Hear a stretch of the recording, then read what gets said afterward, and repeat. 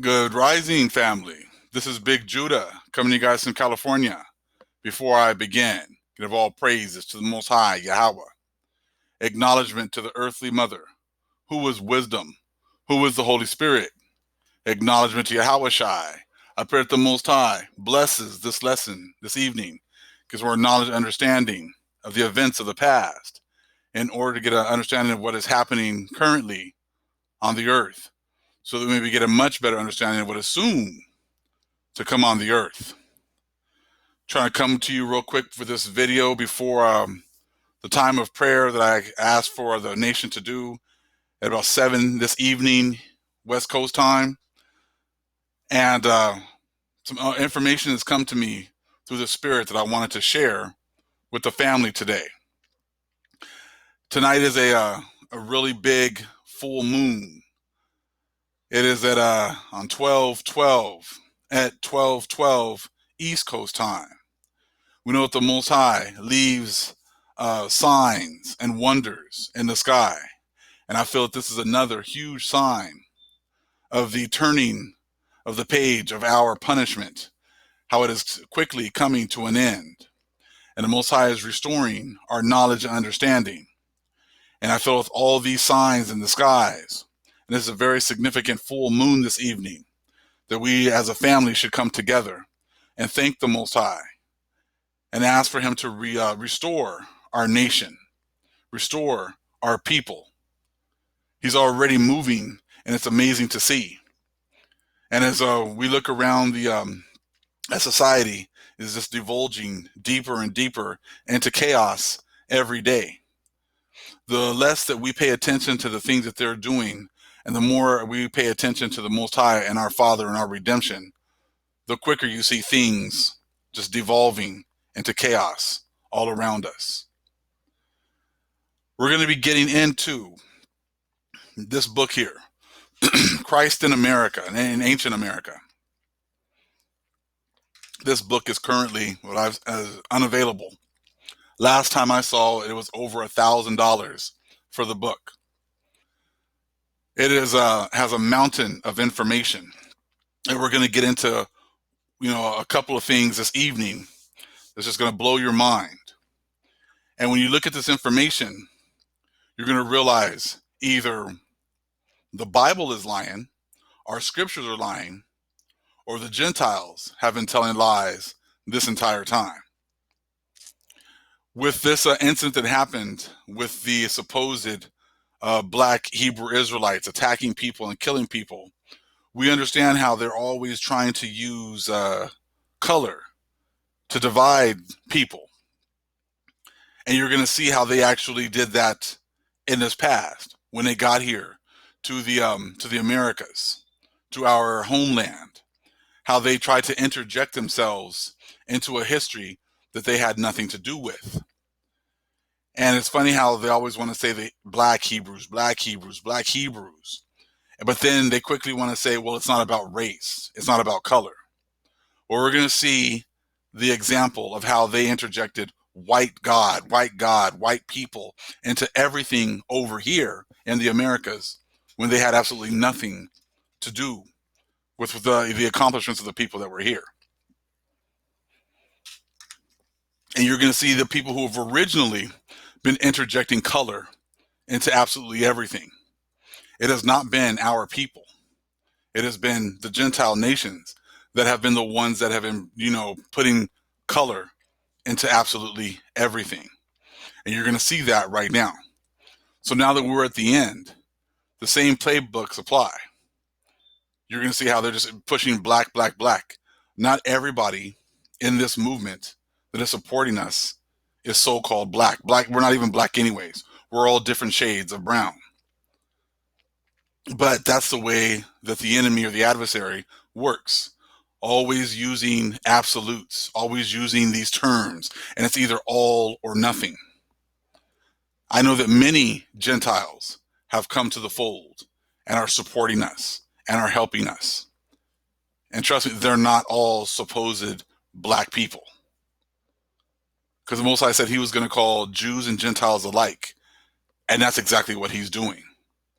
Our arms are open to anyone that the Most High calls, no matter what it is that you look like.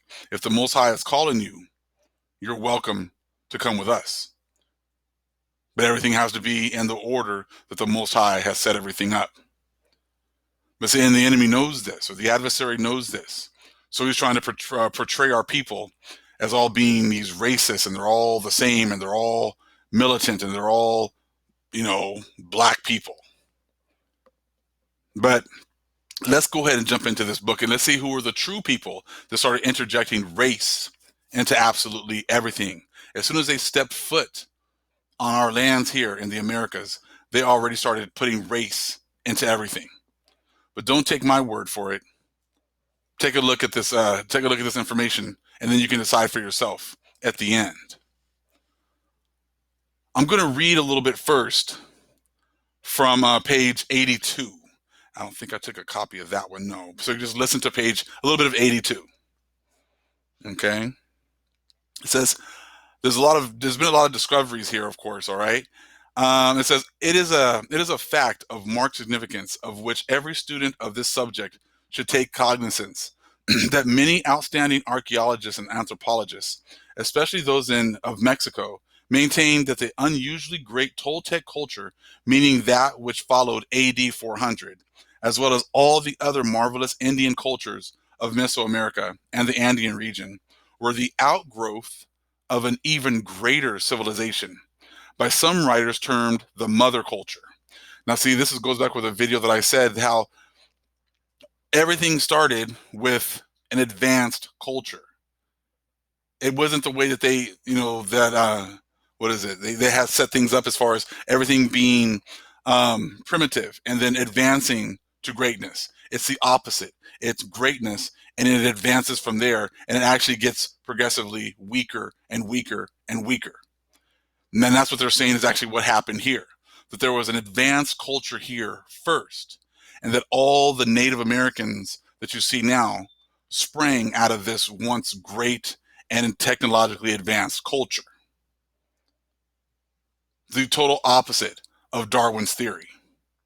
And I already did a video on that, and I showed you how even in the Bible it says the same thing, because it talks about Babylon being the greatest first Gentile civilization, and then getting progressively weaker as you go down the statue. It goes down from the Babylonians, Persians, Medes, Greeks, Romans, and then the revived Roman Empire that's mixed in with the clay. And as time progresses, it gets weaker and weaker. And that's exactly what they said was happening here in the Americas as well. Let me read a little bit more. Okay.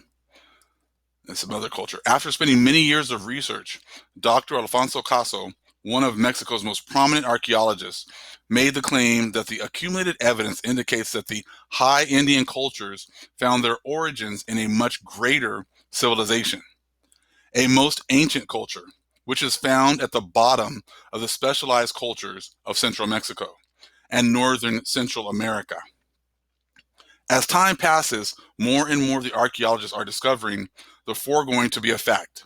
These discoveries and conclusions marvelously sustain the claims made by the Book of Mormon, a record written anciently by holy prophets and given to an American prophet, Joseph Smith, by an angel sent directly from the presence of the Most High. There are many archaeologists, however, who still hold to the old erroneous theory that the high American Indian cultures gradually developed from primitive savagery. So a few people still hold on to that same thing, okay? On this subject, Thor Heyerdahl points out that until very recent decades, it has been the opinion of most followers of the contemporary school of anthropology that man, in all his local varieties, came to America as a savage barbarian. Many have even inclined to that belief that from the archaic culture based on primitive hunting and collecting, high culture, with all its diversified aspects, developed out of savage mentality and activities. Each tribe and nation beginning from the bottom, independent of other American cultures, and developing analogous features, merely through the parallel inclinations of human nature. He continues by pointing out that this theory is rapidly losing supporters, since it fails to find verification or support in archaeological material and excavations. Okay, so they're showing that that's not how it worked. It wasn't that they were savages and that they got more advanced, more technologically advanced. It's the other way. There was a society here that was way more advanced, and that the other natives took from this society. As early as 1900, after discussing many of the more civilized tribes of the American Indians, Dr. P. DeRue stated, "The general traditions of enlightened mankind and the conclusions of modern science are proof sufficient that the remote ancestors of these tribes had attained a much higher degree of civilization than that of their fallen posterity, and that they had lived at no great distance from the biblical patriarchs who had preserved incorrupt the memory of man's primordial history and the truths of primeval divine revelation." This is absolutely huge information right here, okay? Because this is telling you right here that the people who were here, okay, had a much higher degree of civilization than that of their fallen posterity, and that they lived at no great distance from the biblical patriarchs. So they're comparing these people to the forefathers of the people in the Bible, and who had preserved incorrupt the memory of man's primordial history and the truths of primeval divine revelation. This is absolutely huge information, because this supports the fact that the Hebrews were here, and that the Hebrews originated from here. They didn't come over here from somewhere else, but they were already here. A lot of their information was already here. They weren't brought over on slave ships. They were already here. Now, what you have to do is this. You got to look up the word primordial, because what you'll see is they're really good at hiding information in more advanced vocabulary words that the very few people will actually look up. But when you actually look up a lot of these words, they're telling you who these people are right from the jump. Look at the word primordial. It says existing at or from the beginning of time. Okay, so they're saying these people right here, right, and incorrupt the memory of man's primordial history. You look up the different words, the words that are similar.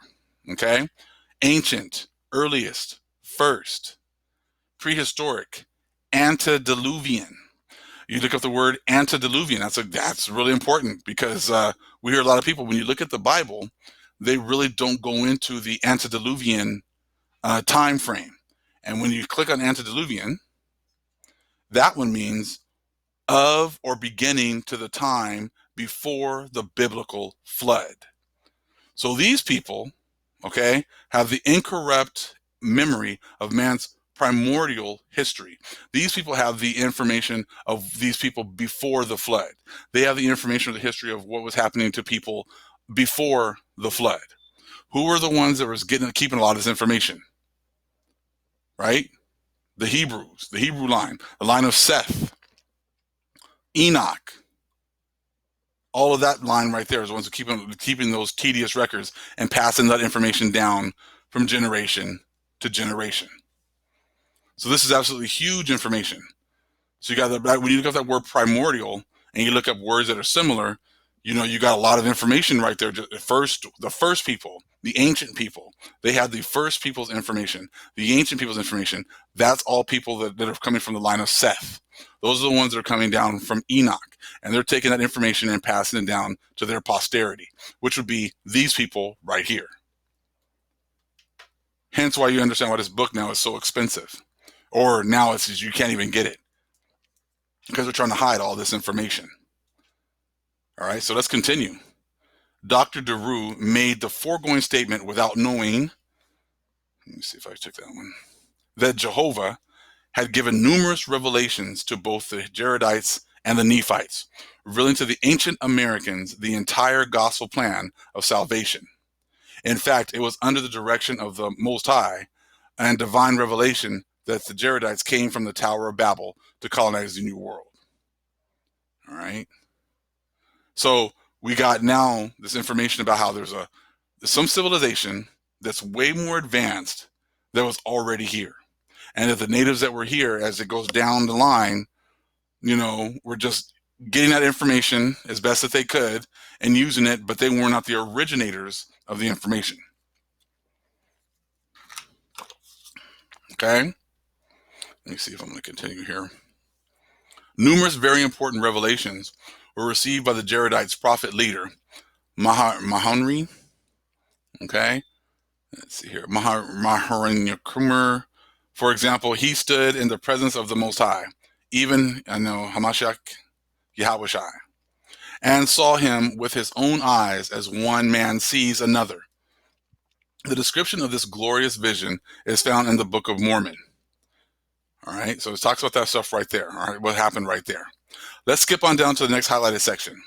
The Book of Mormon tells many instances wherein the ancient American prophets were as close to the Most High as were the biblical patriarchs, and received as many or more divine manifestations and revelations as did the holy men of the Most High on the Eastern Hemisphere.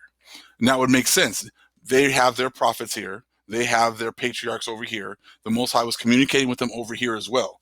And it says as much, if not even more. It would make sense if it would be more, because there's 10 tribes over here. There's more of our people over here. So it would seem there would be actually even more interaction with the Most High over here than what was going on in the East. And that's what let's talk about here right now.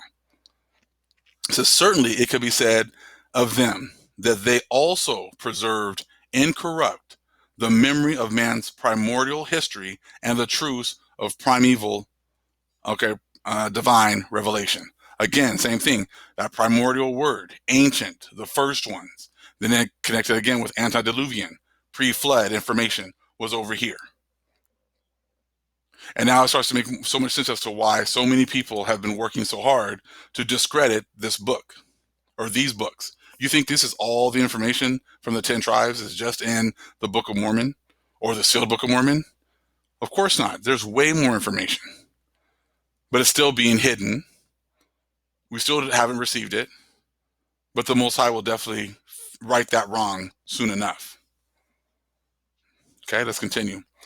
The following quotation from S. Line, whose statement was made in 1939, is in perfect agreement with the opinions of many archaeologists today, especially those of Mexico. It says, in the Valley of Mexico, the archaeologists have penetrated as far down as to the times of the primitive agriculturalists, the so-called archaic culture.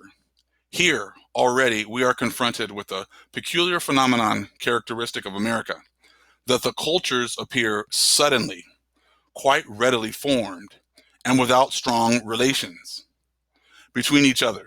Subsequently, they develop further, within the limits of a narrow margin, then disappear, to be succeeded by others, a new stock with other artistic intentions, but in many ways with corresponding modes of living, weapons, and tools, have taken possession of the land. Okay.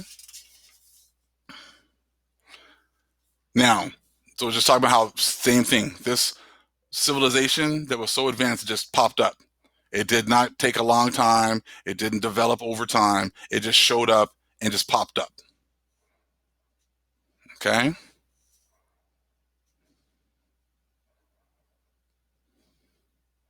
Let's see what I'm going to skip to next. Okay.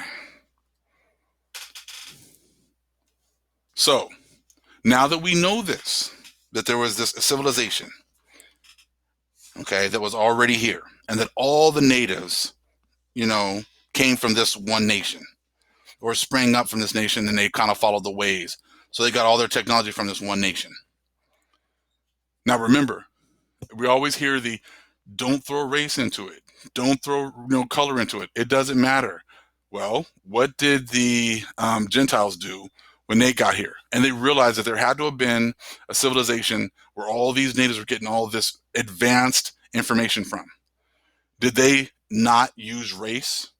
Did they say, well, it doesn't matter what they look like because whoever did this information, whoever had this culture, whoever had this information, we should just respect them and try to learn from them?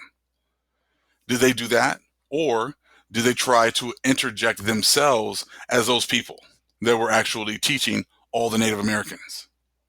Let's find out. It says America and Peru were basically very similar. And then he positively declared that in each case, the culture meets us full blown. Dr. Kroeber then called attention to the Indians' tradition of a white and bearded race of culture institutors and conclude that those people may have been responsible for the fact that the other culture appeared originally in full bloom in the various countries of the New World, preceding the rise of the numerous inferior Indian cultures. So all of a sudden now, here we go. They're going to say the Indians had a tradition of a white bearded god. Come on, you know that they just interjected all that. They just put that information all out there themselves. They had to throw themselves in there somewhere. So all of a sudden now it's a white bearded god. There's all these people of color here, but their god's white. That's exactly what they've been pushing the entire time. It's all the whole continent of brown people, but their god is white. So they're already pushing this. They're already seeing that right now. So let's continue. Thor Heyerdahl of Kon-Tiki fame agrees with Dr. Kroeber in giving credit to a white race for establishing the high American culture anciently, which served as the mother culture of all later Indian achievements. To quote Thor Heyerdahl, the specific traditions of light-skinned and bearded founders of culture were most prominent and complete among the Aztec, Maya, Chioca, and Inca nations.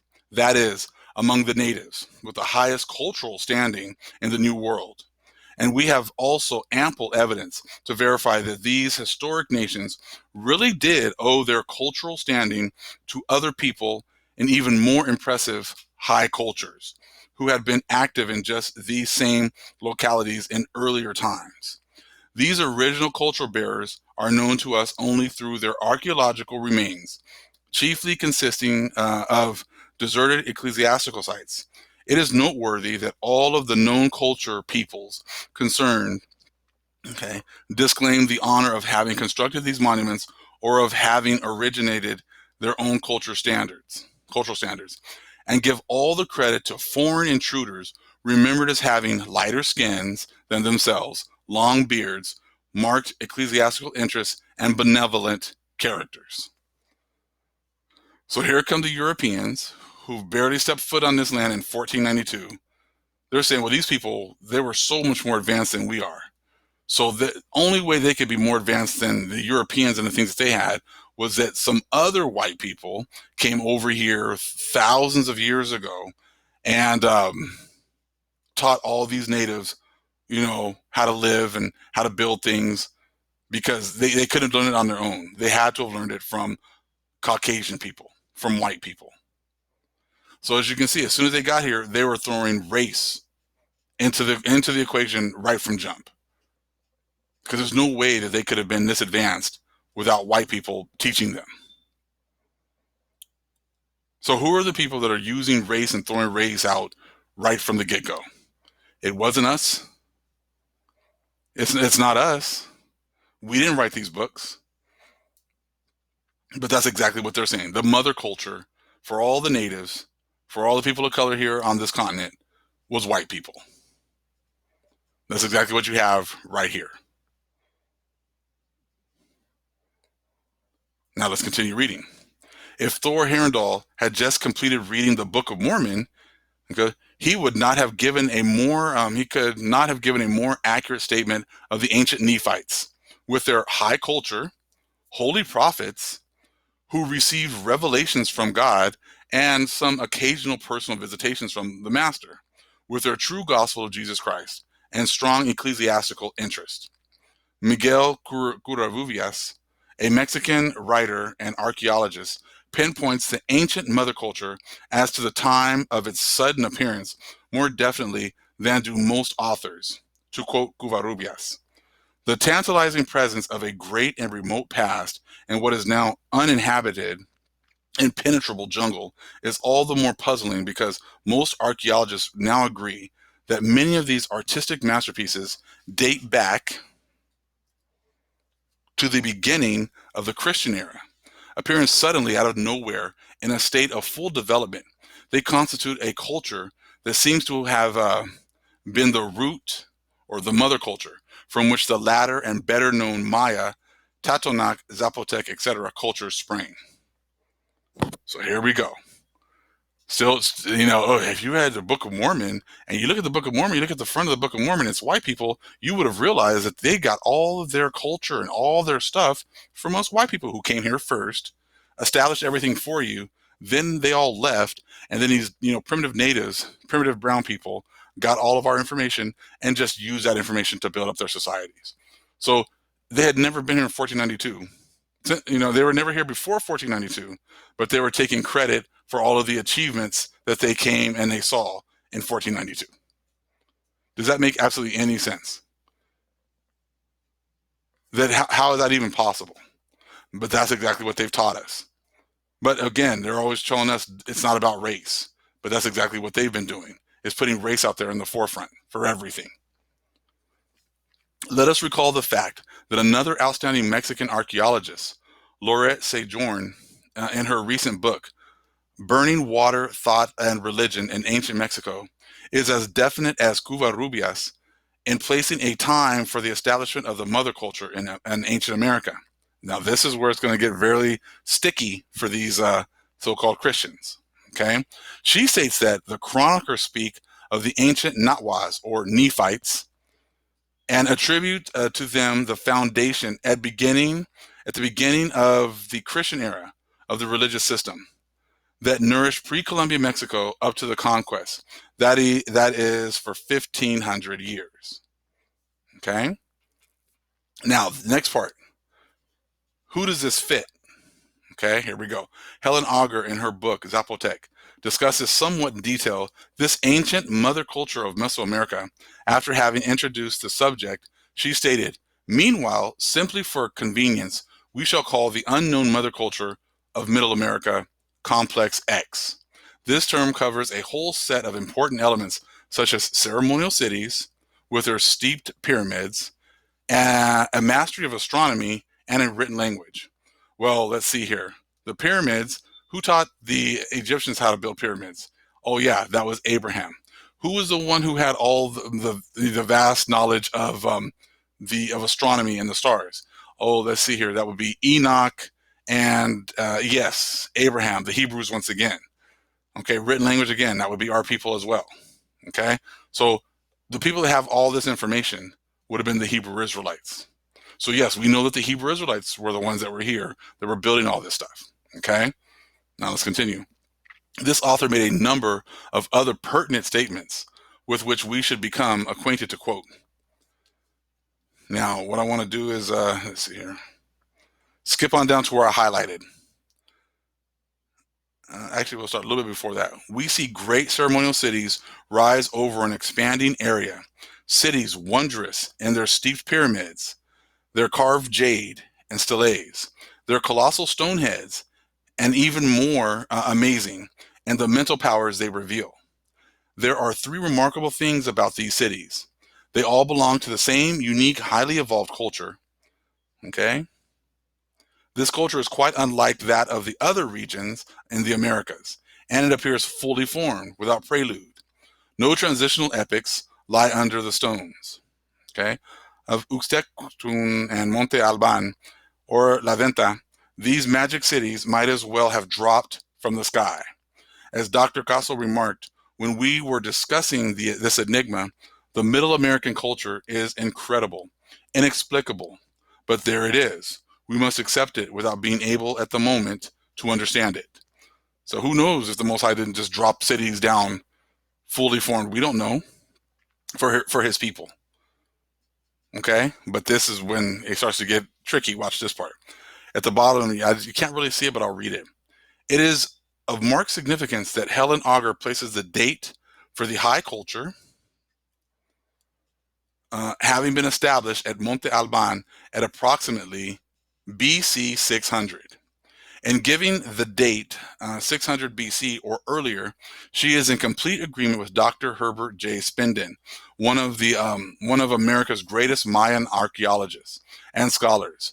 Dr. Spindon, in discussing the Maya calendar, stated, we're going to stop on that part. You can read it out part on your own. Actually,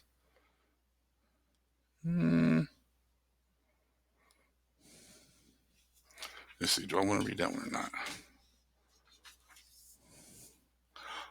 I'm going to read a little bit more from the next page, okay? Because it's important to get this information and get this understanding, okay? On page 90, okay?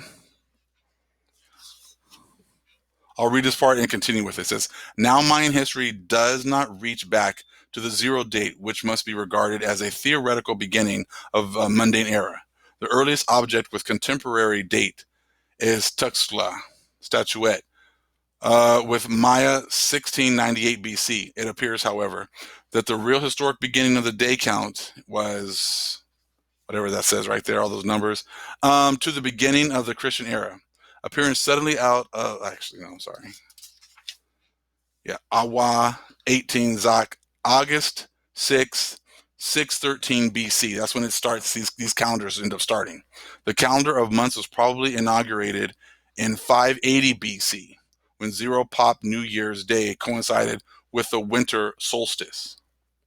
So, Helen Auger continues, but check this part out. 6 centuries before Christ, before the Persian Wars and the Golden Age of Athens, centuries before the first dated Maya stone, the Indians of Oaxaca had already worked out the calendar, which was eventually adopted all over Middle America. They built the earliest observatory so far found in the New World, and the only one of its kind. They were superb engineers, stone carvers, and potters, and they had a written language. So they had all these things, but Europeans who just got here, who first stepped foot on the land, said, oh, there's all this great stuff here. Yeah, white people helped. White people set all this up first. Even though the Europeans didn't have any of this stuff in Europe, they were still taking credit for what was over here. That's what I'm going to read, and we're going to hook this up with history. It says, she then pointed out that American students of archaeology and anthropology are still in doubt as to what people were responsible for this high mother culture, which preceded all later marvelous Indian cultures. These quotations from Helen Auger and Dr. Spindon are of much interest and importance to members of the Church of Jesus Christ of Latter-day Saints, because they know who established this remarkable mother culture. The date 600 BC corresponds almost exactly with the date that Lehi, accompanied by his family, with Ishmael and his family, left Jerusalem to begin their historic journey toward America, the Promised Land. The date of 613 BC, given by Dr. Spindon as the date of the beginning of the Mayan calendar, could represent the time of departing of the progenitors. Okay. So I wanted just to kind of go over that really quick. So now we can put this information together. Over here, they're saying that there was a mother culture. The Europeans said that the mother culture was pretty much white people who came over here and set up this mother culture first, and that all the Native Americans after that just copied the information from the Europeans. So they just interject themselves into our history. Now, they said that this all happened, these people came over here around 600 BC. Solomon, I just love the way the Most High works. Solomon, who was in charge of the Hebrews, pretty much when they were at their height of their society, he was the most advanced and the most intelligent person, that ever lived. So the height then of our society was around 970 to 930 BC. Then we were going to go into captivity to Babylon around 600 to 538 BC. So we have the height of the Israelite Empire, around the 900 BCs, and then you have the Babylonian captivity, where the Southern Kingdom went into captivity, and many of the Northern Kingdom came over here. So now this is the part where either the Bible is a lie, or these Gentiles or this adversary who's made up all these stories is lying. Now you be the judge. What Nebuchadnezzar had his dream. In his dream, it said that Babylon at that time was going to be the head of the Gentile societies. That the Babylonians were going to be the most advanced society, or the gold standard for these Gentiles at this time. So, where exactly is there a Edomite or white culture that is pretty much advanced in the 600 BC era? Because if they're saying that supposedly white people came over to the Americas and established a mother culture in 600 BC, so there would then make you have to understand that, or be able to prove that there must have been some hugely advanced society here in well, in Europe at that time.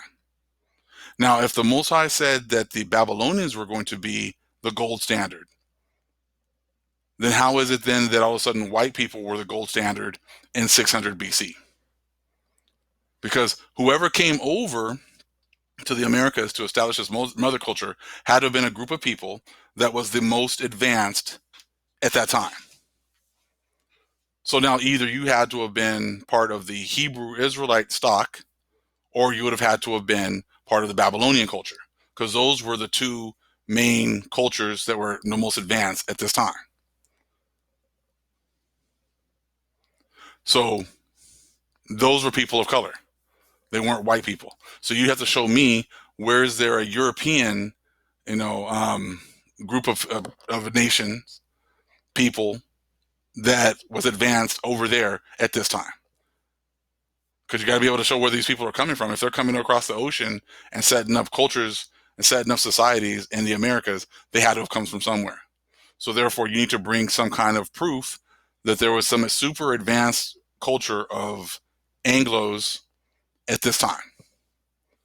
If you can't, then someone's lying. Then someone is just trying to put themselves into a certain, what is it? They're trying to elevate themselves to being the progenitors of of all the technology that you see, or that these Europeans saw when they got here in 1492. So if there's another advanced society that's more advanced than the Babylonians, then the Bible was lying, and Babylon wasn't the gold standard, but it had to have been some advanced Anglo-Saxon society in Europe. And if there wasn't one, and you can't prove that there was one that was just as advanced as the Babylonians, then all this stuff in this information about the white God, the white bearded God, and the white people coming over and setting up in the society is a lie. Now it makes much more sense that, the Israelites, still had information, still had their records, were the most advanced because they were given this information by the Most High. They brought that information over here with the 10 tribes. And then the Most High had made a covenant with these people. So the Most High made it so that they could build up their society, so they could live and follow the ways of the Most High over here in the Americas. Those are the ones that fit these prophecies. These are the ones that fit this history. So like I said, please show me, because I love how they love to say the ancient Greeks and the ancient Romans. They're not the ancients. They're around here in 180 BC, 90 BC. That's not ancient. They didn't have their rise until, 400, 500 years after the Nephites came over here to the Americas. So if they didn't have their rise until then, there couldn't have been then white people who came over here and established these great societies over here in the Americas, because their society did not exist. They did not exist to this level.